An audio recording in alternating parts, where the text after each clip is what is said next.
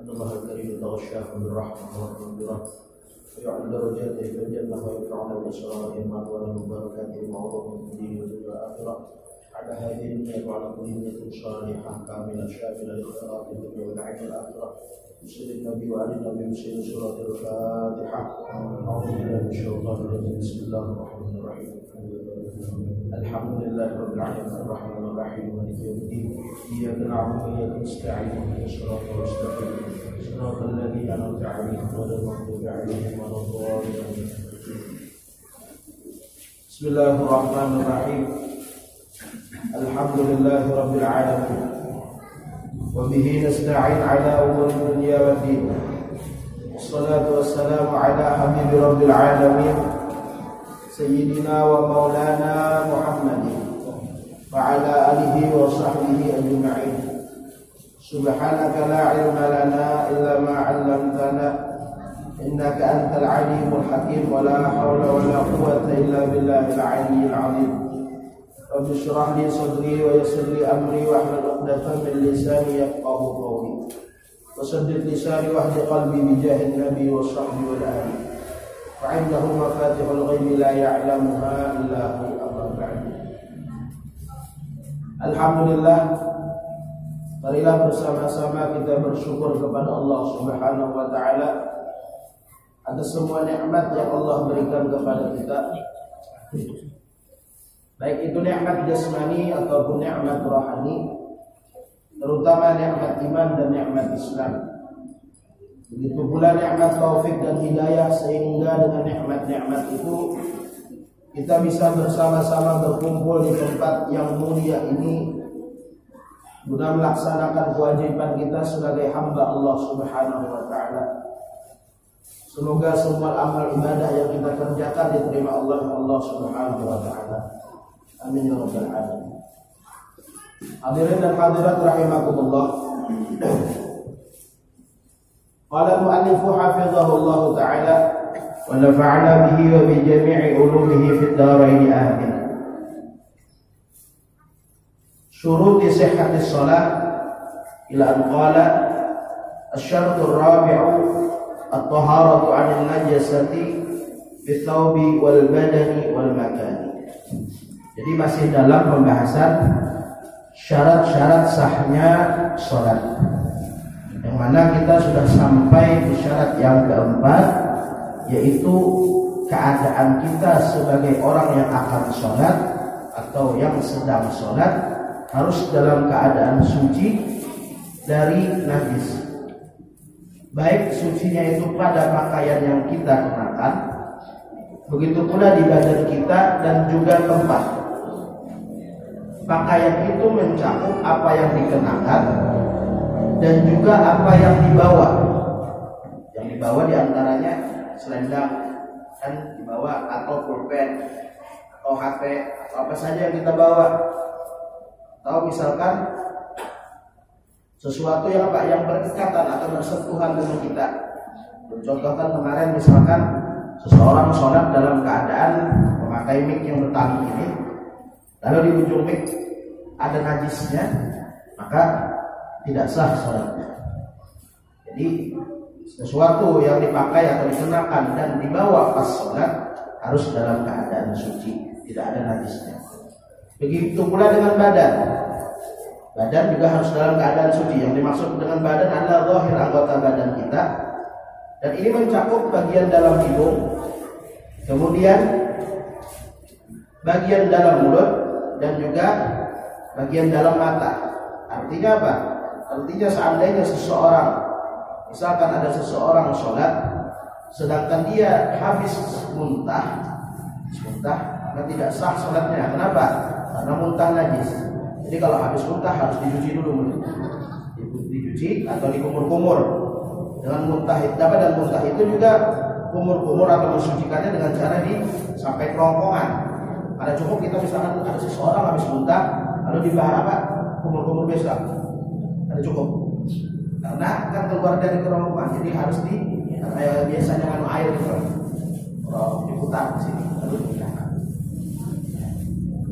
Kemudian tempat juga harus suci pas sholat. Yang dimaksud tempat apa? Yang dimaksud tempat adalah sesuatu yang bersentuhan dengan anggota badan kita pas kita sholat dan bersentuhan langsung dengan pakaian kita. Jadi misalkan ulun sembahyang di sini, yang berkenaan dengan anggota badan ulun, terus kena dengan pakaian ulun, itu namanya tempat ulun. Jadi seandainya ada najis, ulun sholat di sini, di samping apa yang kena pakaian ulun, terus yang kena apa? Yang kena badan ada najis, tapi di samping ada kotoran. Apakah itu tempat kita? Ada tempat kita itu. Berarti apa? Berarti sah aja sholatnya. Sekalipun sholat bersebelahan atau berdekatan dengan najis, itu makruh. Jadi seperti itu. Sampai di pembahasan kita masalah darah. Tafsirul hukmid dami fi sholati. Rincian hukum darah dalam sembahyang. Karena terkadang kita ini pas sholat bisa jadi karena saking dinginnya mungkin atau apa ada sadar keluar mimisan atau punya luka, tiba-tiba dari lukanya itu apa? Dari lukanya keluar darah. Atau yang lagi membisul misalkan, misalkan lagi membisul, jadi misalkan apa pas sholat pecah bisulnya. Atau pas sholat misalkan punya gatal digaruk, ternyata berdarah. Atau misalkan jerawat pas sholat mungkin ada sadar aja, kan ada batas, selama yang gerak jari kan ada batas, sekali pecah jerawatnya berdarah. Nah itu termasuk dalam perincian hukumnya. Jadi perincian hukum darah dalam sembahyang, taratan yudrikuhut tarafu, terkadang darah itu bisa ditangkap oleh penglihatan kita, nampak kita lihat dengan kasat mata, artinya darah itu bentuknya kelihatan. Terkadang kan ada darah itu cuma percikan kecil, kada kelihatan, itu kada apa kada masuk. Wataratan la yudrikuhu, terkadang darah itu tidak nampak di penglihatan kita karena saking kecilnya gitu. Wataratan yakunu min nafsi, terkadang darah itu dari diri sendiri. Wataratan min ajnabiyyin, terkadang darah itu dari bukan dari diri sendiri tapi dari orang lain. Maksudnya orang lain ini bisa apa? Bisa binatang, bisa memang manusia. Artinya ada orang yang berdarah memegang kita, anak kecil kita hanya berdarah memegang kita, itu kan dari orang lain atau dari binatang. Wataratan yakunu minal manafidi, terkadang darah itu keluar dari rongga yang berlubang di badan kita, hidung, telinga, mulut, kemudian kuping, kemudian apa? Bagian yang lainnya yang berlubang. Wataratan min ghairiha, terkadang bukan dari apa? Bukan dari lubang-lubang yang ada di dalam yang di badan. Artinya bisa jadi karena luka, karena jerawat ataupun bisul. Wataratan yakunu kafiran, dan terkadang darah itu banyak, wataratan qalilan, dan terkadang sedikit. Wa khulasatuhu, dan ringkasannya seperti ini kata beliau. Idza kana la yudrikuhu tarfu, apabila darah itu tidak terlihat, tidak tampak oleh mata, yu'fa anhu, maka dimaafkan. Jadi misalkan apa? Ada orang kita terkena percikan, percikan darah kecil, sangat kecil percikannya sehingga tidak terlihat oleh mata, maka darah tersebut dianggap tidak ada dan sholatnya tetap sah. Atau misalkan kena jarum sedikit ya, darah itu sebenarnya keluar tapi tidak kelihatan oleh mata, tidak tampak di penglihatan, maka darah tersebut dianggap tidak ada, artinya dimaafkan dan sholatnya tetap sah kalau ada tampak oleh mata. Kemudian yang kedua, wa idza kana yudrikuhu, dan apabila darah tersebut tampak oleh mata, artinya lebih banyak fanandur, maka kita lihat kata beliau. In kana min ajnabiyyin, kalau darah itu bukan dari diri kita sendiri, yu'fa an qalilihi, dimaafkan sedikit saja. Jadi gini, darah itu bukan berasal dari diri kita. Kita lagi sholat, misalkan ada apa? Jadi dibagi dua. Terkadang darah itu berasal dari binatang yang bentuknya lebih kecil dari cicak ke bawah, nyamuk, lalat, kutu. Ini binatang yang ke bawah, dari cicak ke bawah. Jadi kalau binatang dari apa ukurannya dari cicak terus ke bawah, nyamuk paling banyak kan sering nyamuk atau kutu atau pempijit misalkan. Kalau darahnya sedikit dimaafkan. Kalau darahnya sedikit dimaafkan. Binatang cicak ke bawah, darahnya sedikit, ada darahnya misalkan kita lagi sholat nih, kalau ada nyamuk, terus kita gatal ya, kalau bikin nyamuk kita apa, terus kita gatal nyamuk, habis dia pergi nyamuknya apa, ada darahnya. Nah, kalau sedikit dimaafkan, kalau banyak dimaafkan juga, asalkan binatangnya dari cicak ke bawah dan asalkan darahnya muncul bukan karena perbuatan kita sendiri. Beda kalau darahnya muncul karena perbuatan kita. Gimana contohnya? Misalkan lu lagi sholat, lalu ada nyamuk sini, lalu lu apa? Sentil nyamuknya, nyamuknya apa? Nyamuknya terlempar, tapi darahnya ada. Itu dimaafkan kalau darahnya sedikit. Kalau banyak ada dimaafkan. Jadi misalkan ada nyamuk, biar disentil nyamuknya, jangan biar picik nyamuknya. Kalau biar picik nyamuknya, ada bangkainya, sholatnya ada sah. Darahnya dimaafkan, tapi bangkainya ada dimaafkan. Jadi kalau ada nyamuk, tetek nyamuk. Jadi seperti itu. Jadi kalau binatang, misalkan ada binatang kecil dari cicak ke bawah, darahnya sedikit atau banyak dimaafkan dengan syarat darahnya itu muncul bukan karena kerjaan kita. Beda misalkan kita lagi sholat, tadi kan ulun ada nyamuk, kita sentil nyamuknya berdarah misalkan, itu kan perbuatan kita yang bikin darahnya muncul. Nah, itu dimaafkan kalau sedikit. Kalau banyak apa? Kalau banyak ada dimaafkan. Banyak sedikit itu tergantung apa? Tergantung kata apa? Menurut adat kebiasaan kita. Kalau kata orang itu banyak, kalau kata orang sedikit. Jadi sebagian ulama ada yang memberi takaran darah banyak itu kalau segini itu ukurannya banyak, uang logam 100, nah itu banyak. Itu sedikit dari uang logam 100 ke bawah itu sedikit. Tapi kalau lebih banyak.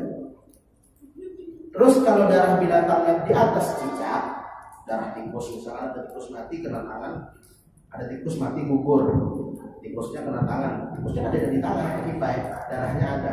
Nah, kalau darah dari binatang yang apa? Yang di atas cicak, berarti itu mencakup apa? Mencakup binatang yang lebih besar ataupun manusia. Ada anak kecil, tangan anak kecil ini berdarah. Kita lagi sholat dipegang oleh dia, baik dipegang di badan langsung atau di pakaian. Nah, kalau darahnya yang seperti itu dimaafkan kalau sedikit saja. Artinya seukuran segini dimaafkan. Tapi kalau lebih dari segini tidak dimaafkan, sudah dianggap banyak. Jadi kalau darah nyamuk, paling sering darah nyamuk. Kalau darah nyamuk atau darah itu, yang penting binatang kecil di bawah cicak, asalkan bukan karena kerjaan kita ada darahnya, maka dimaafkan. Baik itu sedikit darahnya mau banyak ataupun banyak. Tapi kalau darahnya itu karena kerjaan kita ada nyamuk, lalu kita sentil terus nyamuknya meninggalkan darah, maka dimaafkan kalau sedikit, artinya tidak lebih dari segini. Kalau lebih dari segini kada dimaafkan lagi, artinya sholatnya harus diulang, dibersihkan. Itu kalau darahnya dari bukan diri sendiri. Tapi wa in kana min nafsi, kalau darah itu dari diri sendiri, nah terkadang darah itu muncul karena apa? Kita punya luka, kita sholat misalkan mimisan kalau musim dingin misalkan, atau pas sholat misalkan kita punya luka, sebelum sholat punya luka, tapi ada kering-kering keluar terus darahnya. Lalu sudah disumbat, sudah diperban, tapi darah itu keluar terus misalkan. Itu termasuk. Kalau darah itu dari diri sendiri, panandur, maka kita lihat kata beliau. In kana minal manafit ghairis sabila, ini seandainya darah itu berasal dari lubang-lubang yang ada di tubuh kita, selain lubang kemaluan depan dan belakang. Fala yu'fa anhu inda Romli wa yu'fa inda Ibni Hajarin an qalilihi. Jadi ada yang mengatakan ada dimaafkan, ada yang memadahkan dimaafkan. Artinya gimana? Belum sembahyang, lalu tiba-tiba mimisan, mungkin karena musim dingin, bisa musim dingin, atau tiba-tiba keluar apa dari mulut nih, dari mulut tiba-tiba di gigi berdarah, lagi sholat tiba-tiba gigi berdarah, asalkan jangan ditelan darahnya, nah, misalkan langsung gigi berdarah sedikit, nah berdarah, atau misalkan dari telinga tiba-tiba keluar darah, maka dimaafkan sedikit saja. Artinya seukuran koin 100 ke bawah. Kalau lebih maka kada dimaafkan. Tapi ada ulama mengatakan bahwasanya itu kada dimaafkan sama sekali. Kada dimaafkan sama sekali. Atau misalkan lagi sholat tadi ingin mimisan kalau di ukuran darah itu kira-kira ukuran itu lebih kada segini, misalkan mimisan pas sholat mimisan lebih kada segini. Kalau lebih dari segini ukuran darahnya maka kada dimaafkan. Kalau kurang maka dimaafkan. Artinya kalau dimaafkan apa? Kalau dimaafkan sholat tetap lanjut, tetap dianggap sah. Nah, lagi sholat misal. Kalau ragu ini sedikit banyak, misalnya mau sholat, lalu lagi sembahyang, tiba-tiba bisa keluar darah. Lalu ragu ini banyakkah sedikit kira-kira? Nah, mungkin kan kita ukur kayak ini. Kalau ragu apakah sedikit atau banyak, maka masuknya hukum sedikit, dianggap sedikit.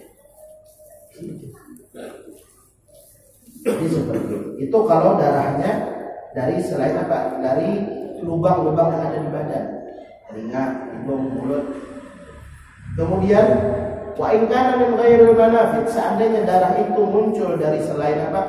Selain anggota tubuh yang berlubang, artinya hidung, selain telinga, selain mulut. Nah, seandainya selain dari itu, artinya keluar dari mana? Dari bisul. Bisul kan keluarnya dari pori-pori. Pori-pori itu bukan sesuatu dianggap yang berlubang aslinya. Walaupun kenyataannya berlubang, tapi lubangnya kan terlihat. Misalkan darah dari bisul, darah dari jerawat, darah dari luka. Itu kan dianggap apa? Dianggap bukan dari anggota badan yang berlubang, sekalipun pori-pori berlubang, tapi lubangnya tidak kelihatan. Jadi kalau ada darah dari bisul ataupun dari jerawat ataupun dari luka, misalkan belum buka tangan, buka atas saya sudah diperban tapi darahnya keluar terus, atau pas lagi sembahyang tiba-tiba bisul pecah, atau pas lagi sholat misalkan gatal digaruk tiba-tiba berdarah, maka tafsirannya seperti ini, kita bilang rinciannya seperti ini. Kalau darahnya sedikit, ingkana qalilan, kalau darahnya sedikit, walam yahtalif bi ajnabiyyin fayu'fa anhu, kalau darahnya sedikit dan kadang bercampur dengan benda cair lain, misalkan ada air ataupun dengan yang lainnya, benda cair lain, hanya cuma ada darah itu, maka dimaafkan. Ulun membisul, ulun sembahyang pernah dalam keadaan membisul, maka imam pulang lagi, imam di pondok bisul ganal di belakang, sudah lagi tiba-tiba lagi sekitar imam sholat asar. Untuk merasa bisul itu apa pecah, banyak. Cuma yang keluar apa? Lu merasa darah keluar. Itu kan bisul pecah sendiri, bukan karena perbuatan, maka dimaafkan. Kalau darahnya sedikit, asalkan kada bercampur dengan apa? Dengan benda lain, artinya dengan benda cair lain kayak air dan lain sebagainya, maka dimaafkan saja. Kalau darahnya sedikit, artinya kurang dari segini bisul. Wa in kana kafiran, seandainya bisul yang pecah itu menimbulkan darah yang banyak, bagaimana? Dimaafkan juga. Dimaafkan itu maksudnya tetap karena dianggap darah itu tetap sah syaratnya. Dengan syarat yang pertama, pecahnya bisul, pecahnya jerawat, pecahnya luka tadi, luka di tangan itu bukan karena perbuatannya. Artinya ulun punya bisul, pas sholat bisul itu tiba-tiba pecah sendiri, atau jerawat pecah sendiri. Lain halnya misalkan ulun punya jerawat pas sholat nanti, imam misalkan pas baca surat panjang, tak pecah sekalinya jerawatnya atau bisulnya, itu kan perbuatan ulun, maka dimaafkan sedikit aja. Artinya kalau darahnya kurang dari segini maafkan. Dan juga kada bercampur dengan benda lain, artinya selama darah saja di situ tidak ada air yang jatuh atau apa bercampur, maka tetap dimaafkan. Kalau ada kejatuhan air belum darah, misalkan ada darah di sini, ada bisul pecah, lalu tiba-tiba ada air yang jatuh ke sini, maka di sini kada dimaafkan darahnya. Kalau banyak kada dimaafkan, kalau sedikit dimaafkan. Artinya kalau ukuran segini dimakan. Dan dengan syarat tadi darah tersebut tidak berpindah. Artinya gini, belum sholat punya bisul di mana? Punya bisul di tangan. Bisul di tangan. Tiba-tiba bisul itu pecah sendiri.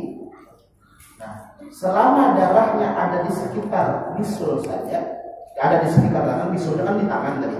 Selama darahnya itu ada berada di sekitar tempatnya tadi, ada masalah. Sekalipun banyak, asalkan tadi pecah bisul bukan karena perbuatan ulun dan tidak air yang menyentuh, artinya benda lain tidak yang bergabung dengan darah tadi. Nah, ada apa-apa asalkan ada pindah juga. Tapi kalau darah itu sudah menetes ke kaki atau ke tempat lain, maka tidak dimaafkan lagi. Artinya kalau cuma ada dimaafkan lagi maksudnya apa? Kalau lebih dari segini maka sholatnya tidak sah. Tapi kalau ukuran segini tetap sah. Memang banyak perinciannya biar banyak perinciannya. Jadi kesimpulannya kayak ini. Kesimpulannya seperti ini. Kalau darahnya kadang kelihatan mata, maka dimakan. Lanjut sholat. Darah kadang kelihatan mata ya Pak, biar habis tertutup jarum. Sebenarnya ada darah itu, cuma ada kelihatan mata, tapi pakai mikroskop. Nah, maka dimakan. Terus kalau darahnya Pak, kalau darahnya kelihatan, ada darahnya, maka dilihat. Kalau darah binatangnya apa? Binatang dari cicak ke bawah, nyamuk, kutu dan lain sebagainya. Asalkan bukan karena perbuatan dia, hendak banyak sedikit kan Bapak. Misalkan hinggap cacak mati di atas, lalu jatuh ke tangan kita, maka langsung kita buang bangkainya, kita jadikan langsung bangkainya, darahnya banyak di sini, ada apa? Atau ada nyamuk di sini, habis dia menggigit, ada darahnya, sekalipun banyak dimaafkan, artinya lanjut sholat.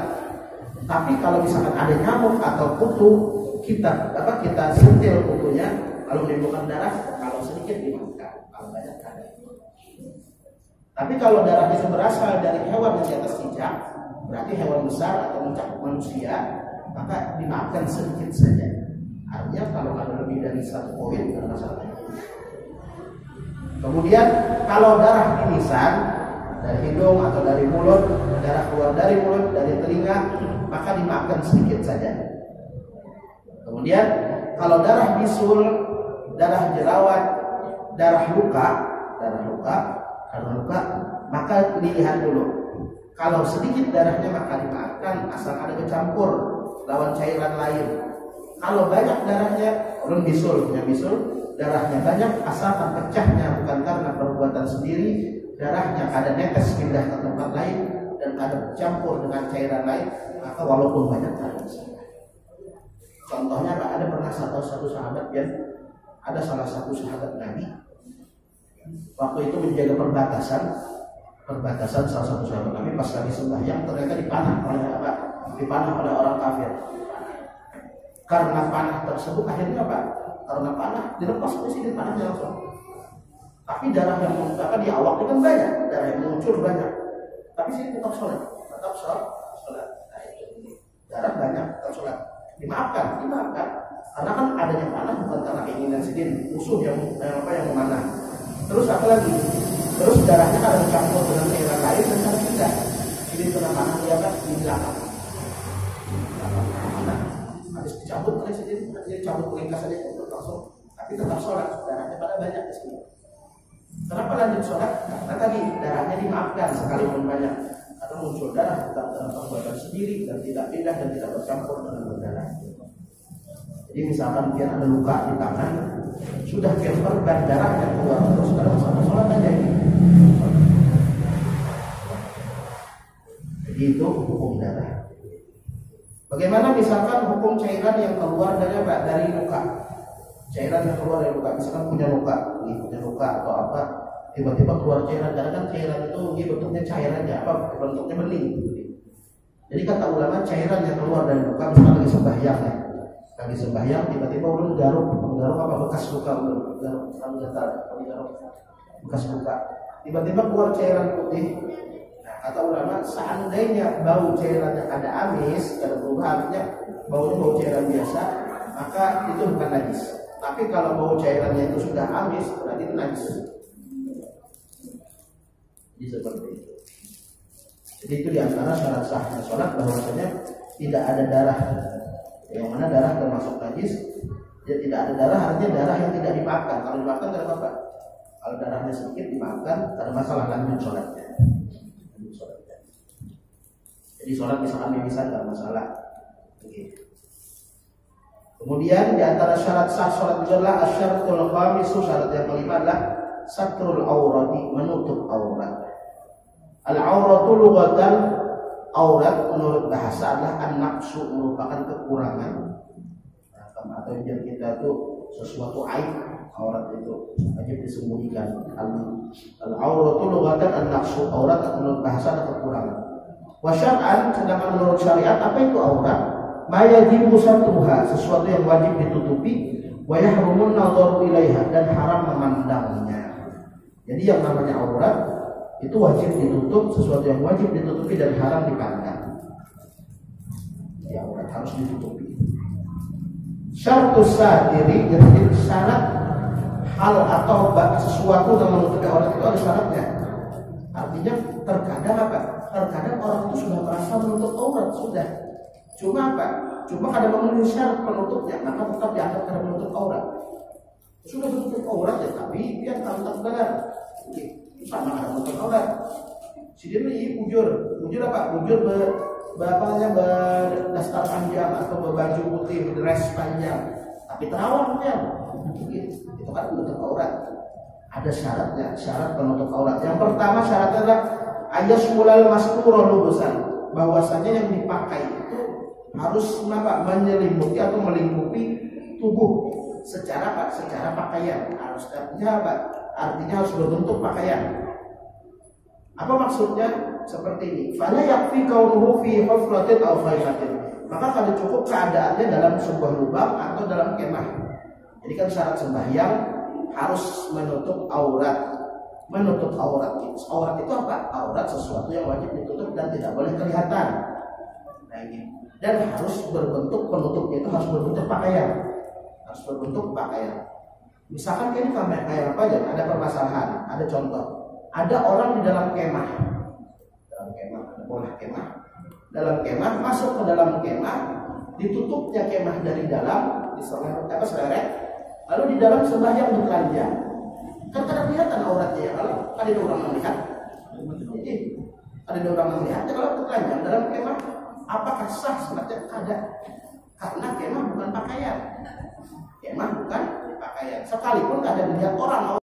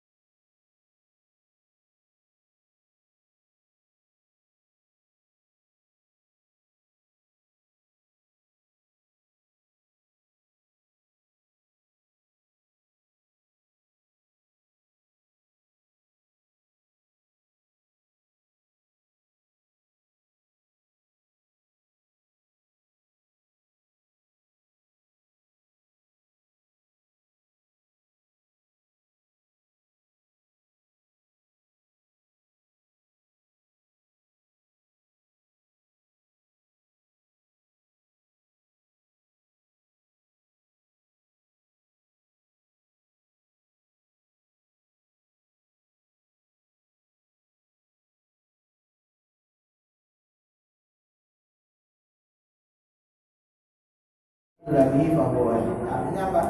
Kenapa tetap lutut dan pusar itu wajib ditutup supaya pasti tertutupnya aurat.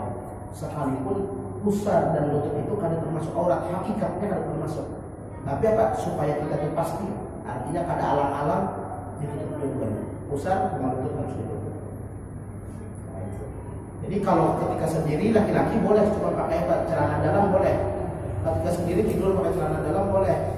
Tapi ketika bergabung dengan sesama lelaki lain, maka sama seperti sholat, lutut dan sampai pusar. Ketika apa? Kalau ada laki-laki lain yang adanya kakak atau adik, maka harus lutut sampai pusar sama seperti sholat. Kemudian inda nisa'il ajnabiyah, nah ketika berkumpul bersama apa? Perempuan-perempuan yang bukan mahram, maka semua badan. Artinya kayak orang bercelana panjang,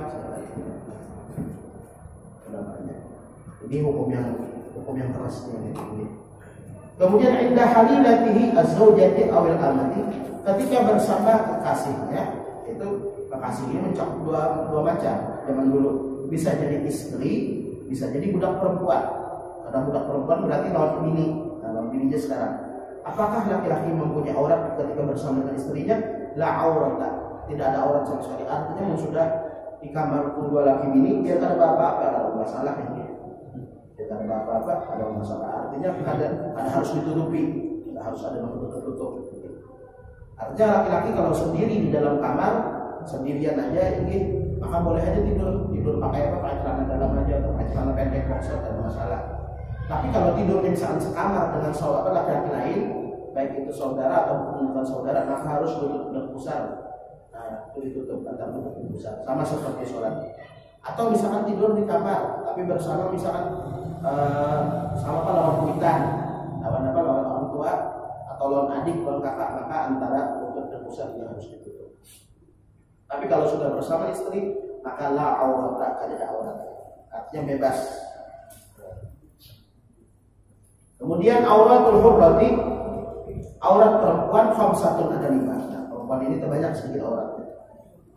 Kemudian fil khalwati, ketika perempuan sendirian, wa indan nisa'i, dan ketika perempuan bersama an-nisa'i wal rijalil maharim, ketika bersama bini-bini atau laki-laki yang mahram. Artinya baik perempuan itu dalam keadaan sendirian ataupun dalam keadaan bersama laki-laki ataupun perempuan yang mahram, artinya sama anak. Kada sendirian tapi sama anak atau sama adik atau sama kakak, ipar kada masuk lah, ipar kada masuk. Maka auratnya mabaina surrah wa rukbah, antara pusar dan lutut. Artinya apa? Ketika perempuan sendirian di dalam kamar, boleh aja tidur pakai celana asalkan pusar sampai lututnya tertutup. Atasnya ada apa-apa, ada masalah. Atasnya ada apa-apa, ada masalah. Mantap gitu. Atau perempuan berkumpul bersama dengan mahramnya. Mahram di sini bisa jadi anak, bisa jadi orang tua, bisa jadi saudara atau saudari. Nah, bersama mahramnya, maka auratnya sama tadi, antara pusar sama lutut. Artinya seandainya seorang perempuan sekamar dengan saudaranya ataupun dengan saudarinya ataupun dengan orang tuanya ataupun dengan mahram, pokoknya mahram, maka yang wajib ditutup antara pusar sama lutut. Maka misalkan orang tua dengan anaknya, tadi apa dengan anaknya, misalkan orang tuanya pakai apa? Pakai celana, misalkan celana, tapi atasnya terbuka, misalkan pakai baju yang pendek atau malah pakai penutup itu saja, maka ada masalah. Asalkan dengan mahram, dengan orang yang mahram, dengan laki-laki tapi mahram, sama anak sama ibunya misalkan. Banyak pembahasannya, ini kita lanjut insyaallah khususnya perempuan nanti. Mudah-mudahan bermanfaat untuk kita seberadaan. Ada hadisnya Al-Fatihah. Bismillahirrahmanirrahim.